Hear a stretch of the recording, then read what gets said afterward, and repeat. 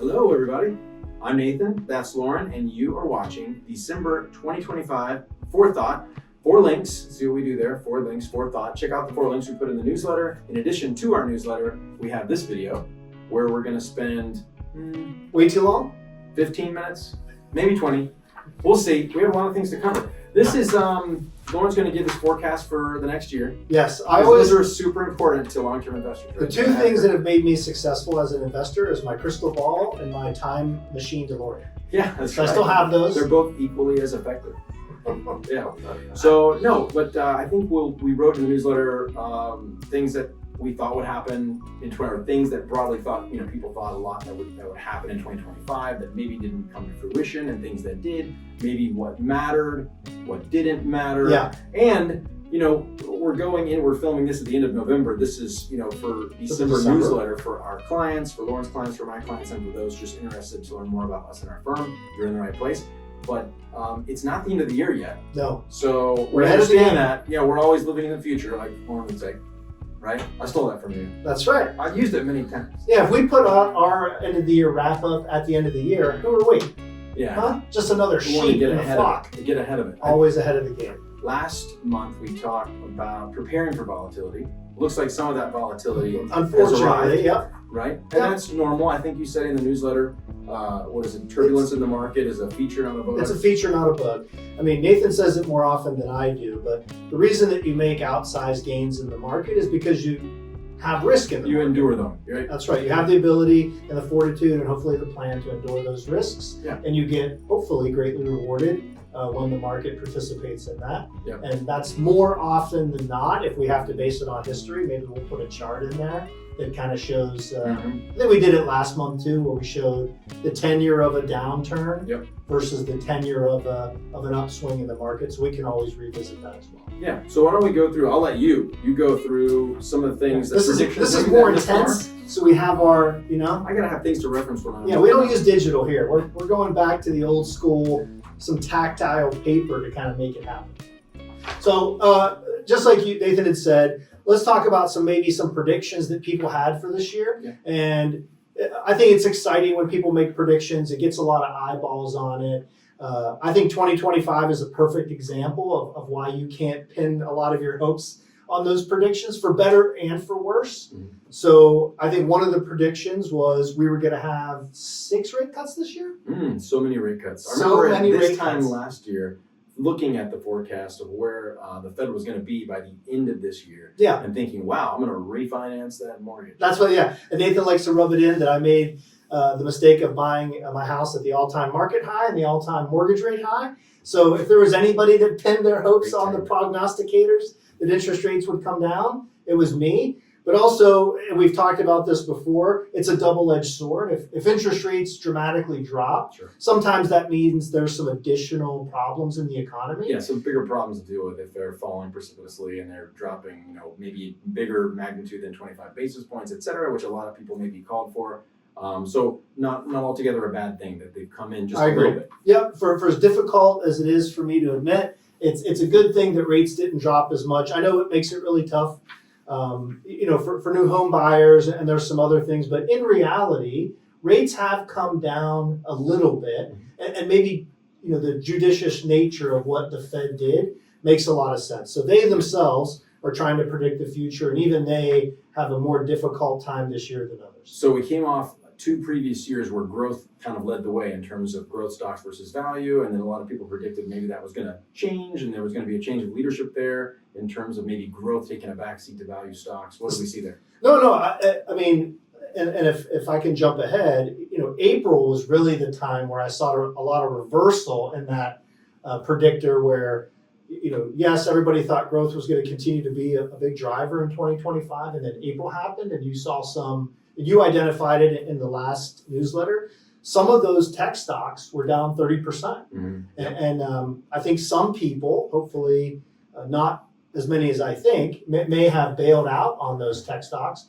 and you've seen a dramatic rally in there. So if you look at the U.S. market, I think the tech stocks have still kind of led. Mm-hmm. Now, again, we talked about this. Remember, we said this was going to be a year in review, so we're repeating ourselves a lot.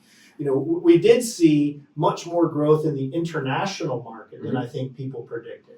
Yeah, U.S. dollar really in a decline all year, pretty much, save for just a little piece that Yeah, a just little blip recently. here. You had some kind of But reversion. that's really helping allocation. The diversification that we added across all our clients' portfolios going into this year, our investment policy team decided, hey, we want to expand and make that international exposure a little greater for various things, and that would be more of a theme, not something that's a Correct. tactical trade Yeah. on, trade off. That's the wrong term, but more of a theme that we're going to see maybe throughout this year and into 2026. Yeah, I think the macro trends are maybe a little bit easier to kind of navigate than some of these micro trends. They make a lot more sense to do. Yes. I mean, like we're not going to advise clients to take some position that's a quote unquote short-term trade. Yeah. So we said interest rates.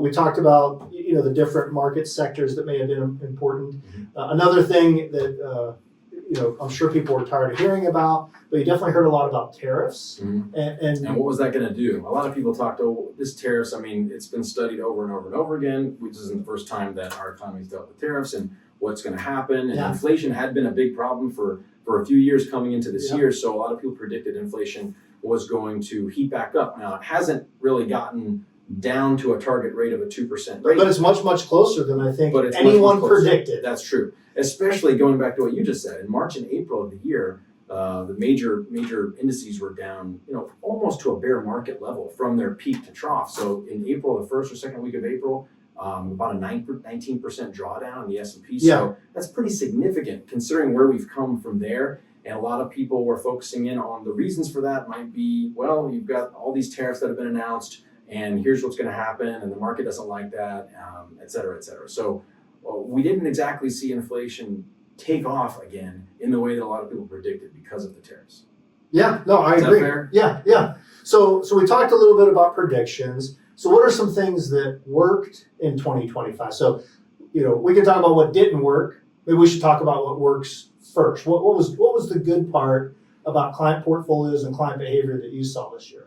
Well, I think there was a correction earlier in the year that happened so quick. A lot of clients, even if maybe some of our clients tend to get a little more concerned than others when you have short-term moves in the market, but it happened so quick that, and we see this more often now, where a correction or a dip in the market happens quicker than ever and sometimes recovers quicker than ever. So that's what we saw again this year. So I think people, even if they maybe wanted to react or do something, they didn't have the time to call us up and have, hey, I'm worried about this, that, or the other, and you saw the market rebound pretty quick. That was nice to see volatility kind of, come quickly and then go on the upside through the end of March. We saw a big rebound. And I think also, we'd already said it a second ago, but diversification. Just in general, I mean, we talk about international stocks, we talk about small cap, mid cap, we talk about bonds. Yeah. Bonds have had a terrible run for the last few years in terms of their, generally speaking, a long-term historical result for bonds would be, you 3 to 5? 3, 4, 5%, and then you look at what they produced in your portfolios the last 2 or 3, 4 years. Was not that. It wasn't that.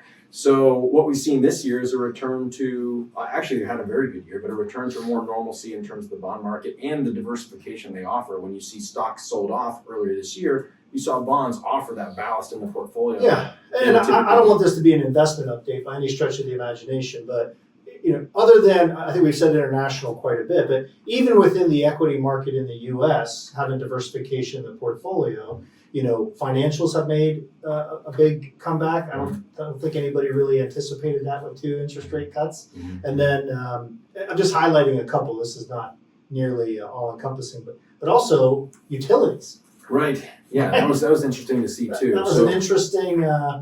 And I guess that could be tied into the AI trade. Yeah, a little bit. Maybe. Mm-hmm. I don't know. I think that's still up for grabs. Right, energy, et cetera. And a lot of these things that we're talking about really go back to the fact that we're not investing our clients just in something that mirrors an index. We're trying to we're just a theme. Yeah. We're not saying, hey, this is the theme for 2025. We're only going to do AI. Right. Or this is the theme for, whatever it is. We're only going to do real estate. Or we're only going to do gold. Or we're only going to do crypto. Because we can't predict which one of those sectors, just like all the prognosticators that came out at the beginning of the year and come out with those, obviously we were joking at the beginning of this, but they honestly will come out with their end of the year forecast, where they think the S&P is going to be, et cetera. Yeah. Those are of very little use to any long-term investor who's trying to make decisions about their portfolio. But a lot of those folks had made predictions that were wrong, and you can't really predict which sector is going to be the best or the best over a short period of time. So another reason why we're staying diverse in the portfolio is that we offer clients and making sure that we're not taking a bet. We know that the market has an upward bias, so in the future, those assets are going to be worth more. That's what we're trying to capture is your participation across an array of sectors. Yeah, and I heard this recently, so I'm stealing it from someone else. I don't remember exactly where I got it from, so if you hear it and know it, please credit them, and all my apologies and all my best wishes to them. But that's a long. I want to make sure the disclaimer is as long as humanly possible. But what they said, and I'm not going to name any names, but some of the people that you identify that put out these predictions, are kind of doing it to maybe draw some attention to their own hedging or portfolios or something like that. And some of these people may have made great trades in the past, but maybe their long-term success as investors is not as exemplary. Right. And Nathan knows one of my favorite investors is Warren Buffett. Small town guy. Who is that guy? Small town guy making it big. We could only have those same kind of dreams that everybody that we work with has even a fraction of the success that he did. But he stepped down from Berkshire Hathaway, and it really highlighted to me. There's a guy I don't think I've ever heard make a market prediction. I don't think I've ever heard him guesstimate when a correction was going to happen or anything else. Yet is truly the world's greatest investor. Right, and I think as we know it right now. Absolutely, and we get a lot of questions, especially when volatility picks up. It could have been in March and April. It could be now. What's going to happen? What's going to happen with the market? Where's the market going to go? Is the market going to go down? And the answer is always, from our perspective, yes, the market is going to go down. Absolutely. It's going to go up and down. Yeah. That's the answer. And you're going to have a portfolio that's going to endure those down periods, and we're going to ensure that, hey, nothing that we're investing in is going to go to money heaven if the market goes down, right? We're always talking about, okay, the assets may price at a different point. They might price lower over a short period of time, but that's short-term risk. Yeah, long-term risk is not meeting those dreams that you're kind of planning towards. Yeah, I think a lot of people get removed from the day-to-day where they hear stocks or they hear equities. And really, these are fundamental companies that you're participating in or you're using every day. So sometimes that helps ground people in the process. That's true. So that was a long diatribe. If it's too long, maybe we'll edit that out. But so I think we really talked about both things: what did work, what didn't work. But let's highlight what didn't work just one more time. So we've kind of segmented it from what did work. Unless you want me to hit a couple. You go, because go ahead. Yeah, I think you said it. I think I said it, but I'll just do it one more time. Tell them again, and then tell them what you said. I always forget that. Yeah, so what didn't work was just that. Letting one catalyst, tariffs or inflation, or like in our last video, we had a little blip about creditworthiness of some of the borrowers of some of the banks. Letting one catalyst kind of derail your whole plan and your whole portfolio. Right. All the planning and all the time that you put into it, and then some geopolitical risk comes up and you're like, well, I want to take a pause on that. That's not the right thing to do. Yeah, and I think it's an understandable thing that people want to do that, but that's why we talk about it. That's why we talk about it so much, and why we try to separate it. And we don't want to get into strategy today. Maybe we can do that in the future. But what Nathan said makes a lot of sense. Hey, if the market goes down, what's going to happen to me? Because that's really what matters is me. I don't care about what's going to happen to Warren Buffett, or I don't care about what's going to happen to anybody else. And that's why we do the plans based on the specific circumstance, the specific person and their family. And if the market goes down and you're drawing money from your portfolio, then we're going to set aside money that's maybe not at risk in the marketplace to ensure that those needs are met. So we kind of talk about it in the newsletter a little bit, like an income floor. Hey, I'm moving somewhere and I'm relocating, I'm changing my job, do I have enough income to kind of withstand a little downturn in the market or a little blip in the market so I don't have to pull that money from my portfolio? Now, we have other clients that don't need to pull their money from the portfolio and the way that their portfolio is constructed, it may have more volatility, but the benefit that a lot of those people have is time in the market. Right, time in the market, and And somebody told me that heals all wounds. Is that true? It is true. I don't know. Depends how much time you have. That's what I was going to say. And every client is different, right? So that's why those plans are designed according to just what you said. It's specific to your goals. There's no index or no other circumstance that should matter when it comes to your objective. You know what your objective is over a certain period of time, and we've got you on a path where we make sure you Yeah, and don't the make any index mistakes along. doesn't understand your risk tolerance, and, Right, and right. we do. Is Mhm. that fair to say? Yeah, absolutely. So what didn't work? We said it. One, let in one catalyst. Two, listening to prognosticators. Trying to time. Yeah, and that's trying to time. When is the market going to go down? I want to get out right before it does. I want to sell everything, pay a bunch of tax on all the gains I made, and then hope that I can time it to get right back in right before it goes back up again. When do you know when that is? I never know when that is. They don't call you? And You don't get a ring? like I said, on those days, the crystal ball is very cloudy. Yeah. And the DeLorean's out of gas. The flux capacitor is not working. It's not working. So I think those are the two things that, again, if we talk about 2025, anybody that tried to do that in 2025 really had a difficult time because, we talk a lot about 2022 being a really bad year in the market, but you said it in the last newsletter, we were down 19% in 2025. It was just 8 months ago. Right, and the turnaround from that was so dramatic, and we could talk about that again in a whole other video, that you have all these quantitative models that a lot of these portfolio managers or things are using, and they're all kind of reacting at lightning fast speed. You don't have to wait till Barron's comes in the mail and make a decision on what to do with the portfolio. So we'll talk a little bit. I think I covered that's enough on that. We should talk about what to do. We're coming to the end of the year. Yeah. This is your December newsletter. We're talking about things that have happened throughout the course of the year. And you've alluded to this already a little bit. Just, when you talk about having a certain segment of assets that maybe aren't invested the same way as your long-term assets. And that might be for some big project that's coming up, some big expense, a move, a change of employment, retirement, et cetera. We help you plan for those things. But some of the personal checklist items that you put in the newsletter, I think that kind of leads us into, okay, well, this is a good time, end of the year.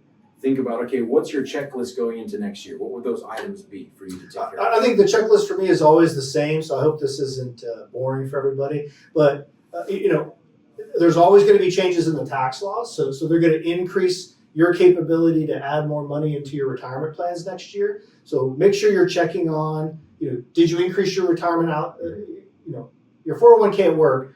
Have you increased your contributions so you're doing the max? Yep. Do you have enough cash on hand, just like we talked about, for day-to-day expenses? There's lots of different ways to look at it. You hear 3 to 6 months worth of expenses. Sometimes we talk about making sure you have enough money to pay all your deductibles. So if something happens to your car, or your house, or anything else, is that all available? I would also say always a good time are all your beneficiaries in line. Yeah, I saw that you put that in there. Do a beneficiary review. Look at your accounts. I had a client go through this with me in a meeting just recently, and we pulled up all the accounts, we reviewed the beneficiaries. There was one beneficiary that needed to be updated. And I think, things change in your life over time. You want to do periodic reviews, beneficiary reviews, and end of the year, beginning of the next year, what have you, when you're having those reviews, when you're having that thought, okay, what are my big things that I want to check off at the end of the year and get accomplished? That would be something to do. Yeah, and then same thing that we talk about that nobody wants to hear. Never a bad time to think about doing, I'll call it an insurance audit, since we're saying beneficiary audit, where same thing, are my deductibles right for where I am? Did I buy something that I needed to update my policies, or is there somebody new in the family that I'm concerned about that maybe I want to add as a beneficiary? Do I need something additional? Do I have enough insurance? Yeah. I find a lot of clients don't really have enough when we go through the planning. We say, well, what if? And no one wants to think about these things, and we spend a whole newsletter talking about it, but what if something happened to you tomorrow? Yeah. Are you insured for that? That's right.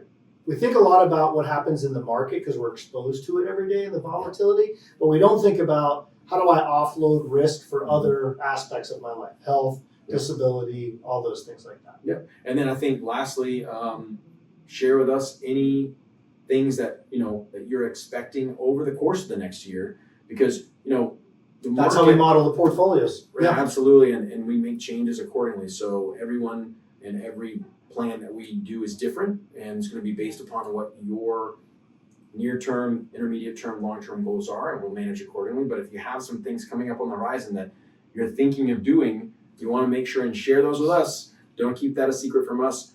Please share those things with us so that we can make changes where necessary in your portfolio and your plan. Yeah.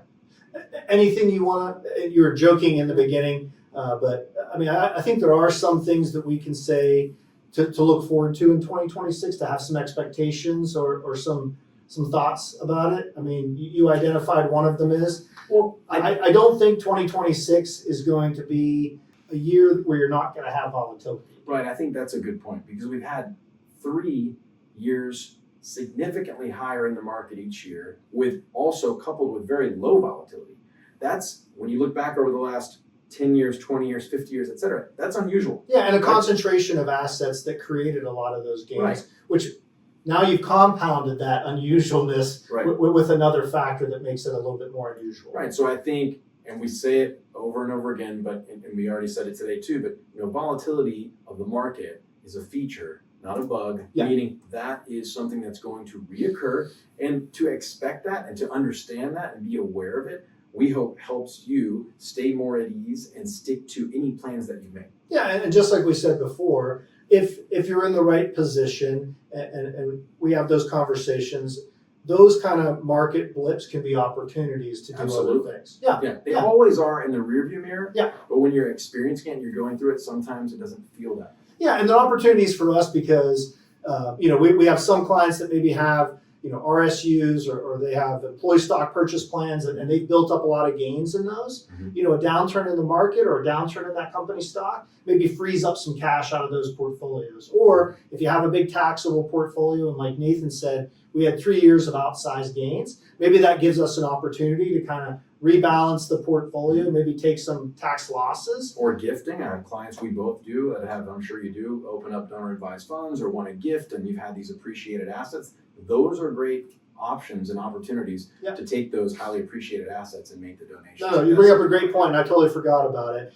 That's a The great year's not over yet. Yeah, that's a great end of the year checklist, and you're going to get this early enough in December that you can still do it. Maybe is you can still do QCDs, so you can That's do true. qualified charitable distributions out of your IRA. So if you're taking IRA distributions and you don't need it all, and maybe it's making you pay more tax than you want, and you have a favorite charity, a portion of that, or maybe all of it, depending upon the dollar amount that you get, can go directly to charity. And I do want to say, and I'm not a tax expert by any stretch, but for people that are giving donations, that's going to change in 2026 because the amount that you give is going to now be based on a percentage of your overall income. So that tax law is going to change in 2026. And what we say to everybody is, if you have specific questions about things, always reply to the email that we send out. We'd be happy to set up a meeting to kind of talk about, what's 2026 look like for you? How can we help you? How can we coordinate with your CPA or attorney and make sure all the experts are in one room to make sure we're all providing the best advice we can so we all understand you the best. So that's great. We want to quarterback that relationship, as Lauren said. We also want to wish everyone happy holidays, Merry Christmas, Happy Hanukkah, Happy New Year's. Right. Am I missing anything? Whatever we missed, I hope you have a great time with that as well. We hope you get to spend all the time that you want. It's never enough, if you ask me, with your friends and family. And we hope we get to see more of you in 2026 if we can be of any additional help to anybody in your life. We're here to do that because we want to give as much as we can as you've given us. So thanks again. Really appreciate it. Thank you. Talk to you soon.